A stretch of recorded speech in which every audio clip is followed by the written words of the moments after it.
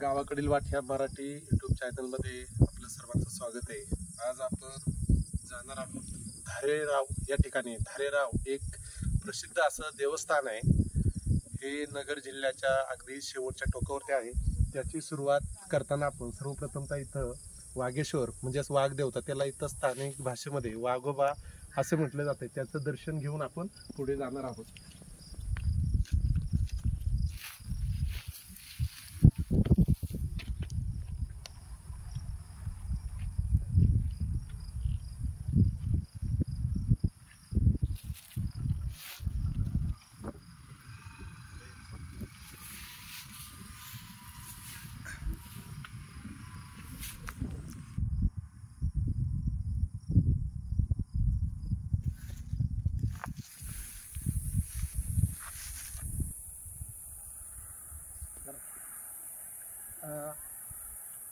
हे जे तुम्हाला खाली दिसतंय हे आंबीत धरण आहे. या धरणाच्या खाली तिकडं गाव दिसत असेल ते आंबीत नावाचं गाव आहे आणि त्या गावावरूनच ह्या धरणाचं नाव आंबीत धरण आहे. आणि इथं जर बघितलं मध्ये फुलदरी आहे आणि आपल्याला जायचं आहे धारेरावला. आता धारेरावला कसं जाणार आहोत, त्या आंबीत गावामधनं आपल्याला जायचं म्हणजे ह्या बरोबर ह्या धरणाच्या खालून जाणार आहोत आपण पायीसाठी. आणि समोर जे तुम्हाला डोंगर दिसत आहेत त्या डोंगराच्या अगदी पायीखाने जाणार आहोत आपण. असं इकडे तर ते शेवट तिकडे दिसतंय, तिकडं ते धारेरावाचं देवस्थान आहे, तिथपर्यंत आपण जाणार आहे. तर आपण आता त्या आंबीत धरणाच्या पायीखाने जाऊयात. हे जे आहे हे आंबीचं घाट आहे, ह्या घाटाने आपण खाली जाणार आहोत. आपण आंबीत धरणाच्या पायीसाठी येऊन आपण इथं पोहोचलेलो आहोत. तर आता हे जे समोर दिसतंय तुम्हाला हे आंबीत धरण आहे. बघा इथं ते आउटलेट आहे.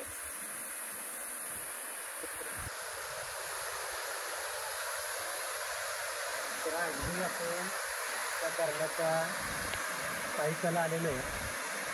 अगदी सुंदर असं हे दृश्य. आणि खाली जर बघितलं तुम्ही गावामध्ये गेलेला आहे आंबी करताना तुम्हाला दिसत आहे.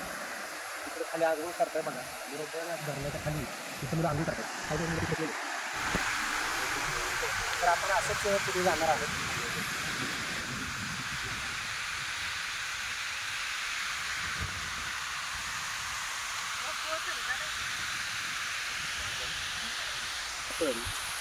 धारेराव म्हणजेच कुमशेत गावाच्या वेशीवरती येऊन इथं पोचलेलो आहोत.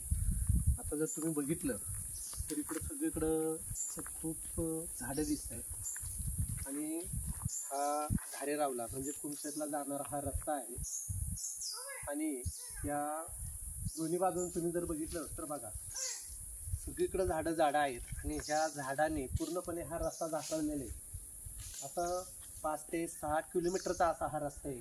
ती दोन्ही बाजूने झाडं आहेत आणि पूर्ण तो झाकळलेला आहे आणि त्याच रस्त्याने आपण पुढे जाणार आहोत. इकडे जरी बघितलं तुम्ही तर सगळीकडे तुम्हाला झाडं दिसतील. पावसाळ्यामध्ये इकडं प्रचंड मोठ्या प्रमाणामध्ये पाऊस असतो. आता या रस्त्याने आपण जाणार आहोत.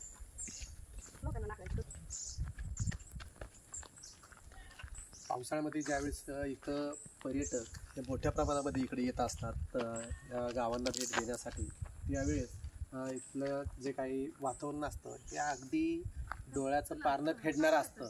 त्यावेळेस हे झाडं जे आहेत, आता तरी आपल्याला थोडासा अवकाश दिसतोय, त्यावेळेस आपल्याला अजिबात वरती काही दिसत नाही. सगळ्या बाजूने झाकळलेलं असतं आणि एक नयनरम्य असं जे काही वातावरण आहे ते आपल्याला बघायला मिळतं. आपण ह्या रस्त्यानेच आता जे धारेराव देवस्थान आहे त्या देवस्थानाकडे आपण जाणार आहोत.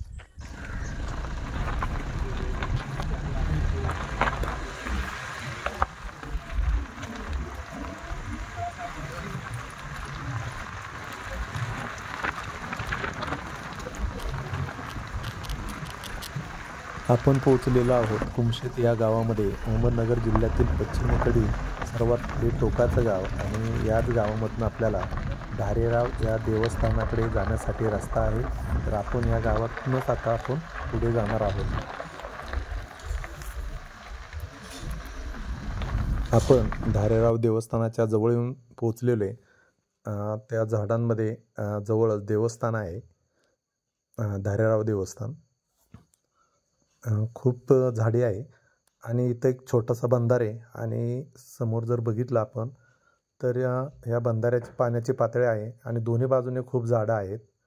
आणि हे राजा हरिश्चंद्र कळसुबाई अभयारण्य आहे. आणि ह्या अभयारण्याचं वैशिष्ट्य असं आहे की इथं खूप जंगली प्राणी आहेत. ज्यावेळेस उन्हाळ्यामध्ये पाणी नसतं तेव्हा प्राण्यांना इथं पिण्यासाठी पाणी इथं असतं. आणि आपण आता असंच पुढे पुढे जाणार आहोत त्या बंधाऱ्यावरनं. समोर अगदी आपण त्या देवस्थानाच्या अगदी जवळ आलेलो आहे. अवतीभोवती भरपूर झाडं आहेत आणि त्या झाडांच्या मध्ये ते मंदिर आहे. त्या मंदिराकडे आपण जातोय आता.